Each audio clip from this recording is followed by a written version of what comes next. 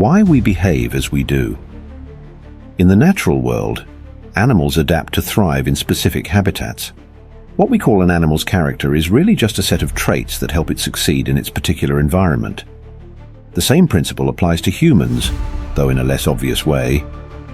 Take the owl, for example. It's quiet and active at night, which helps it survive in crowded areas where food is scarce. Stick insects are calm and great at blending in with twigs and branches, helping them avoid becoming lunch for rodents and spiders. African wild dogs work together and follow a clear pecking order, giving them the best chance to catch their prey like impalas and springboks. We humans, beneath our civilized exterior, aren't so different. We too shape our characters to fit our specific habitats. But for us, these habitats aren't patches of jungle or grassland. They're our families. Like many animals, we're born helpless into unique situations. To survive and thrive, we must quickly adjust to these circumstances. In some families, a child might learn that keeping quiet and not challenging authority is the key to success. In others, constantly entertaining everyone might be necessary to get noticed. And in some cases, a child might figure out that acting up and causing trouble is the only way to get attention. This idea can help us understand people whose behavior seems puzzling or annoying. Why does someone keep lying? Why is another person so emotionally cold? The answers might lie in the survival strategies they needed in their childhood habitats. Lying might have been crucial when there was an angry, intolerant person at home. Being emotionally distant could have been a smart move when a caregiver was unpredictable or absent. These behaviors, which might seem strange or frustrating to us now, once served a vital purpose for that person. What makes life tough for humans, just like for many animals, is that our habitats don't stay the same.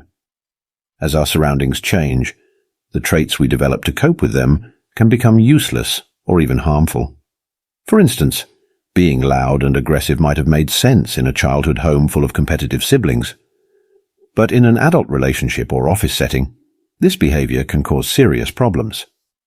Similarly, always being on high alert, with constant panic and quick reactions to threats, might have been necessary when living with an abusive parent. But now, this same behavior might ruin any chance of the peaceful adult life one wants and deserves. The history of animal species is full of sad examples of creatures failing to adapt to new circumstances. Light-colored moths were well camouflaged before the Industrial Revolution, but this trait became a death sentence afterwards when their surroundings darkened.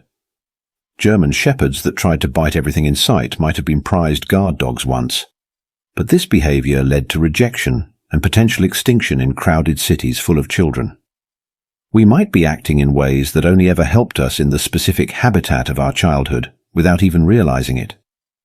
Our tendency to shut people out, our dishonesty, our extreme happiness or constant fear, these might all be leftovers from situations we left behind years ago. Our angry father, manipulative mother, jealous siblings, or overly strict caregiver are no longer around, but the traits we develop to deal with them stick around, causing problems in our relationships and careers. It's worth considering that much of our character might just be clever survival strategies for a narrow world that no longer exists. Maybe it's time to let go of these outdated behaviors and adapt to our current habitat. Understanding this can help us be more compassionate towards others and ourselves. When we encounter someone whose behavior is difficult to understand or deal with, we might consider what kind of childhood habitat could have shaped such traits. This doesn't excuse harmful behavior, but it can help us approach it with more empathy and insight. For our own growth, we can examine our behaviors and ask ourselves, is this still serving me, or is it a leftover strategy from a past situation? This self-awareness can be the first step towards changing behaviors that no longer fit our current lives. Adapting to new circumstances isn't easy for animals or humans. It requires recognizing that our old strategies might not work anymore, and being brave enough to try new approaches. But just as animals evolve to survive in changing environments, we too can adapt our behaviors to thrive in our current habitats. In the end, understanding why we behave as we do isn't about making excuses or dwelling on the past. It's about recognizing the incredible adaptability of human nature and using that knowledge to create healthier, happier lives for ourselves and better relationships with those around us.